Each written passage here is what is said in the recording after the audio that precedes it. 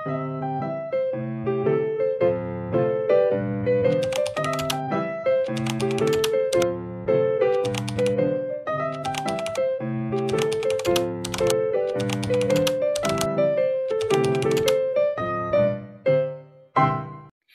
day, everyone. My name is Bethany Jane Imalupa, and I am the first reporter of Group 4.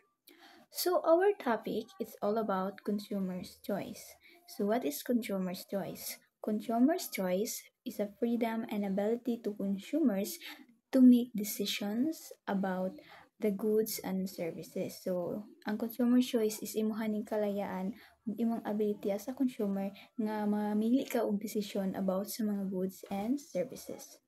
So next is a budget constraint. So unsa man si budget constraint? Budget constraint is a set of basket that consumers can purchase with a limited amount of income. So pasabot nga ang budget constraint is diri lang nakakita or diri lang nato makakuan nga limited lang siya labi na sa imong income.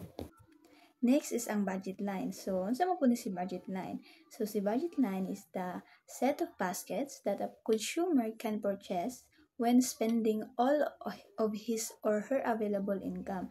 So, pasabot nga kani si budget line is diri alang nimo mapalit ang imong mga gusto nga ma-spend nimo imong kwarta pinaagi sa imong available lang nga income. So, sa budget constraint is nakadepende siya dito sa imong sa imong amount sa imong income, then diri akang budget line is diri is kanang available lang sa imong income.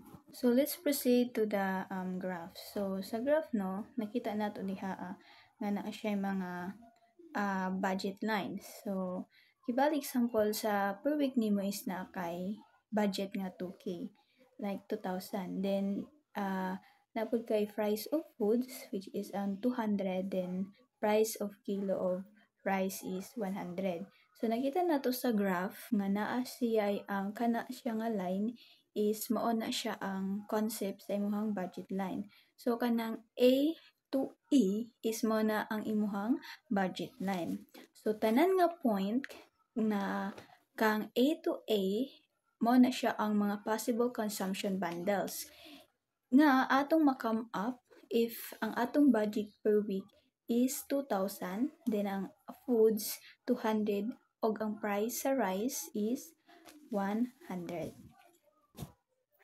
So diha sa line nga kanang nasa ibabaw, di ba? Is mao na siya kanang sa ibabaw is mao na ang mga impossible consumption bundles, meaning is dili afford ang tanang mga combination diha nga side diha sa gawas. Din diriya sa ubos is mauning afford nga naapay mabilin sa imuhang budget. Tungod this line that describes that limits to consumption possibilities depending on consumers' budget and the price of goods and services. So pasabot nga nag-describe siya sa imong mga limit possibilities kay nakadepende sa consumers ang iyahang budget o luglabi na ang mga price sa goods and services. So I have a question. What will happen to the budget line if maduwagan ng imong budget per week additional 2,000? So always remember nga naay ma-change sa income budget, it shifts either to the left or to the right to the budget line. So kana nga graph is kanang nagpakita siya nga ang iyahang budget line is naa sa outward because this budget can shift to the right. Kay tungod ang iyahang per week nga budget is nanungagan man siya og 2k. So mao nang when budget decrease, the consumption possibilities expand. So pasabot kung mag-increase ang imong budget, ang imong pong possibilities consumption possibilities is mag-expand pod. The buyers will able to consume more. So ang buyers is pwede pa siya maka-consume mas daghan pa. And the budget line shift outward. So mo nang budget line is mugawas siya pagawas outward. And ang budget sub, when the budget decreases, the consumption possibilities shrink and the budget line shifts inward. So kung ang imo pong budget is maubos pod, so possible pod nga mga mahitabo kay mo shrink siya. So pasabot nga imuhang budget line is mo shifts siya pa inward.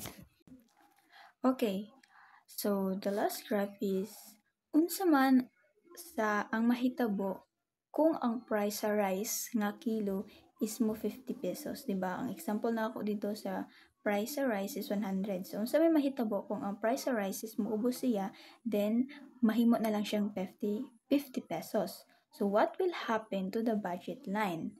Di ba? So, unsa man ang mahitabo siyang budget line? So, the graph will rotate itself upward. So, unsang itsura ana? So, this is the itsura. Mao ni ang itsura sa graph.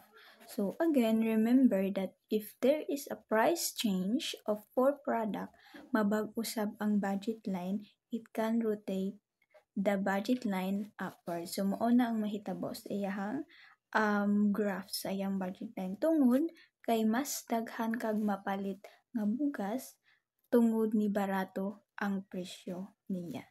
So that's all of my report, and thank you for listening. Good day, everyone. So my topic, I am the second reporter of our group. So my topic is optimal choice. An optimal choice is the best option or decision given a certain constraint. The term is used in economics, decision theory, and other fields. So kini is ang optimal choice mo ni magkuan rin na to makuha ng mga best option na to or decision nga ginabuhat diri as a consumer sa bilang na mga ilang capital limitation. So optimal choice is from a combination of goods is attained when all income is spent or kanat kuan siya is a combination of one of goods. Dapat dili lang tanang focus sa isa ka goods, dapat duha. O ang atong kuan dapat ma-achieve na to nga mahurlan to kuan atong kwarta is magasto bitaw. And the consumer is on the highest attainable indifference curve. Tapos ang consumer is na abot niya ang kuan the highest point sa kuan curve or indifference curve na ginatawag. So in other words, the optimal choice is attained when the budget line is tangent in the kuan indifference curve. So matud ba ang giyon diri nga kuan ang optimal choice daw is dapat naka-achieve siya or kuan ang budget line is nakatangent o nakadapli siya sa indifference curve katong curve or ang katong curve pamito siya tawag ni naka slide siya sa sa curve o katong sa utility to. So proceed ta sa graph. So graph is nag-represent siya sa optimal choice or maximizing utility with a given budget. So kanyang graph is na siya duha ni ka goods no muna yung combination of goods. For example, three na graph is nakita na to ang ang isa is clothing tapos ang isa is foods. So kini is nakita ni siya asa dapat ang optimal na ni or optimal choice. So na siya A, B, C, D. So siya makita kanang color red na line or nakaana diha is muna gitawag na LB or ang budget line. So tapos kanang naka curve nga line is muna gitawag nga indifference curve or kanang utility 1, utility 2, utility 3. So ato na yung i-define diri is asa ang optimal choice. So ito pangitaon kung asa ang optimal choice diri So butan tani kaning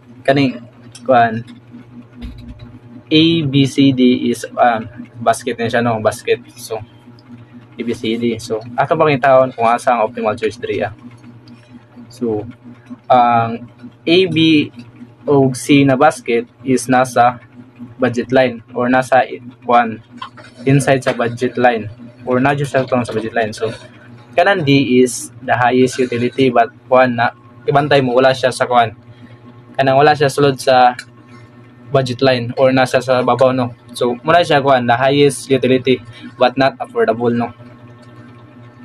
Tapos kanong makuanta ang So ay atong kuan nga para atong masabtan nga no si or si ba to? Si D is kuan not affordable no kay naman siya sa outside the budget line. So dili jud siya kuan guys, not affordable man. So dili na siya belong sa kuan. Wala siya dapit sa budget line. So ang atong kuan ani ang optimal choice nato is letter C. So matod sa akong giingon gaina nga ang dapat ang optimal choice is kuan nakakuan siya sa nakakuan siya sa indifference curve or di naabot niya pinaka highest point sa indifference curve, so which is ang letter C ang nakakuan. So kanong dili man ang A ug ang B, kanong dili man sila ang optimal choice, so atong ikuan nganong dili sila. So kanong dili optimal choice ang A, B, so nganong dili kay kuan man, although na sila sa kuan sa sulod sa budget line but nagkuan sila mo itong kuan wala man nila abot ang the highest point sa curve. So ang giingon dito ang optimal choice is mo attainable siya sa kuan, attainable siya sa ni kanang the highest independence curve. So yung makita da si A and B is nalang siya sa budget line, so nasa sa budget line but wala niya natin ang kuan or wala niya na-achieve ang highest point sa independence curve. So bisan pag nasa kuan sa affordable sila pero ang kaning nga kuan is nag-lead siya kuan ang least satisfaction sa consumer. So unang kuan dria is CC ang the highest affordable utility. So yung makita da nasa kuan giingon da CC ang the highest affordable utility. Tapos as si consumer yang gipili ang C because mo to ingon diri nga ang optimal choice is always siya nakakuan sa kuan the highest point sa indifference curve. So muna so at ang ibal anong si letter D is di siya kuan kay dili siya the optimal choice is nasa sa outside sa budget line, so wala siya kung bali di siya affordable. So for hindi kuan or short sa budget para maabot na nga basket. So mo to, so nako example diri sa kuan sa optimal choice.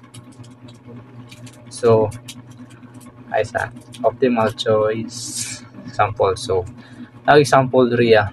So imagine you are college student. So di ba kita mga college student kita karon diri so kita ni is nakita mga allowance per week, so di ba per month. So imagine you have 500 pesos to spend on food and clothes this week. Karon na semana na kay 500 nga kwarta para pangpalit nimo kuan sanina o pagkaon. So nakay kung sa goals dayon goals na kay goals dayon di mo so na kay goals or kuan gusto na nga mapalit sa kwarta.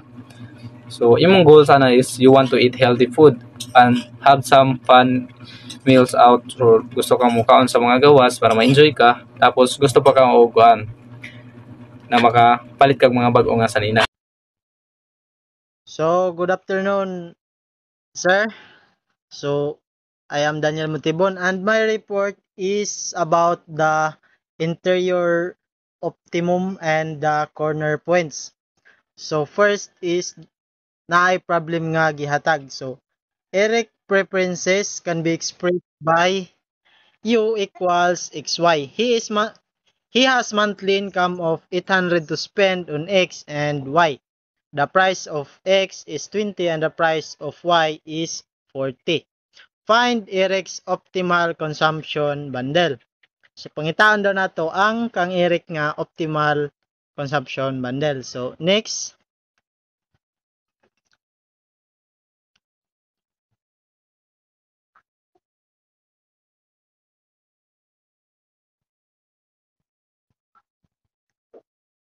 So, sa atong pagkuha sa optimal bundle is kailangan tinuod or the following must be true. So, number 1, the optimal bundle lies on the budget line. So, kung moingon tag lies on the budget line, ang allowance niya nga 800 is dili malapas tong iyang gastuhon sa iyang allowance. Kitay, ang X and Y niya is ato siyang i-add, unya dapat dili siya malapas sa 800.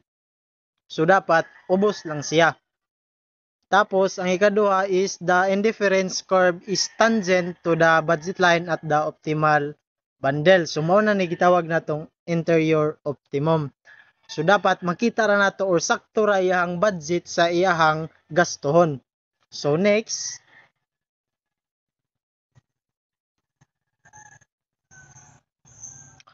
So, natay equation for the budget line. So, ang ato ang formula is interior equals P, the price of X, plus the P, Y, the price of Y. So, ato na siyang sa paingana ni, ato na siyang butang is 800, mo ni siya ikatong iyahang income, equals 20, mo ni siya X plus 40Y.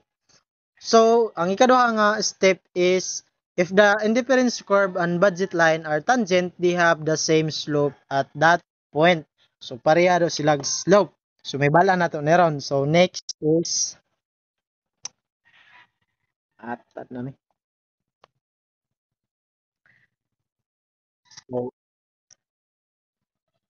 So, pareha man to sila. So, they have the same slope at that point. So, pangitaw na to ang slope sa indifference curve o slope sa budget line.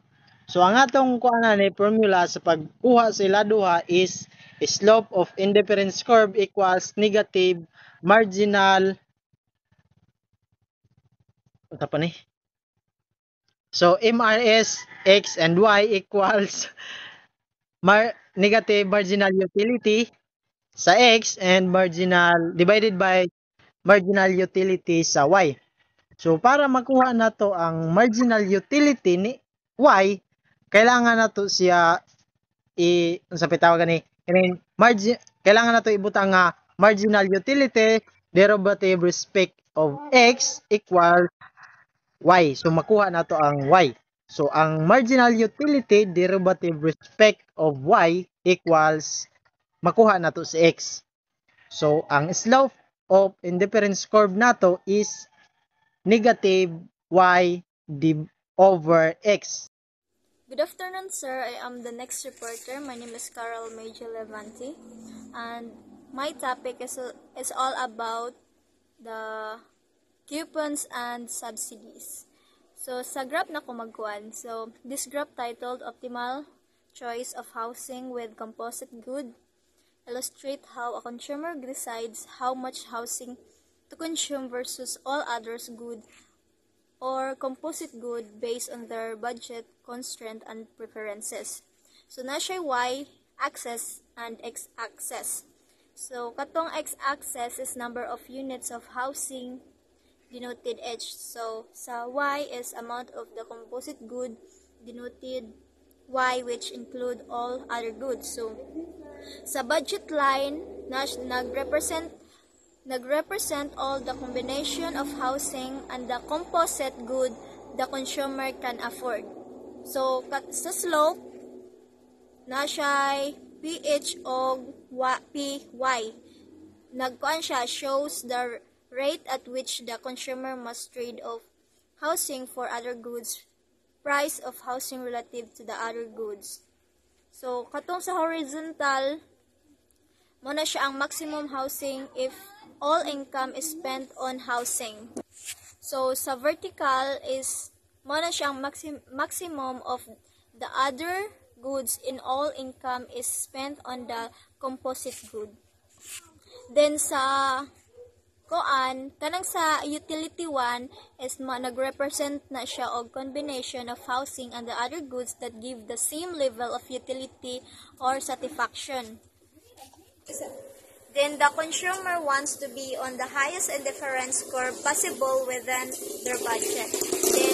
Then sa point A is nagkano siya the optimal consumption point where budget line is tangent to the indifference curve. So, good afternoon, sir. I am the last reporter and my topic is all about revealed reference. So, ang revealed reference is usa na siya ka pamaagi sa ekonomiya nga nagtuon sa mga gusto sa konsumidor pinaagi sa pagtanaw sa ilang aktual na mga pangapagpalit. Imbes nga direct basta silang pangutanon kung unsay ilang gusto atong obserbahan kung unsay ilang gipang palit sa laing person or kita. So pananglitan ana is kung ang isa ka consumidor gusto og usa ka tawo nga magpalit og manok or manok kaysa sa isda, bisan og pareho ra ang presyo, na maingon nato nga mas gusto niya ang manok kaysa sa isda. Kini nga pinaagi nagamit sa aktual nga ng mga desisyon sa consumer aron mahibala ng ilang mga gusto imbis nga magdepende sa ilang mga tubag sa survey. So ang graph is illustrate siya sa concept of a corner point in consumer choice theory. This happened when a customer maximize their utility or satisfaction nila by spending all their budget on only one good, not a combination of goods.